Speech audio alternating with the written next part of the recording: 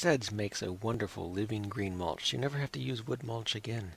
Here are some sedge species that do well in shade, however they're also adaptable to more sunny conditions.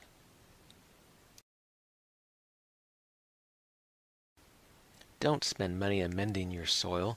Enjoy what you have. Even clay soil is high in nutrients. Here are some plants that will do well in full sun to part sun conditions. Just as in sunny sites, in shade sites, there are lots of native plants that will do well, be low maintenance, and be very forgiving. These are pretty easy plants to try for dry shade in clay soil. Goldenrods do not cause hay fever. That would be our native ragweed species. Here are some well-behaved goldenrod choices to try in your gardens that will be a boon to migrating fall insects and beetles.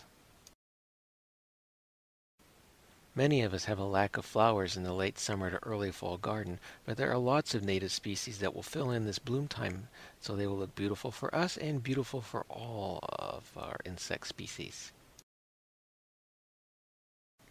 Don't forget about winter interest for us and habitat and seed sources for birds in the winter.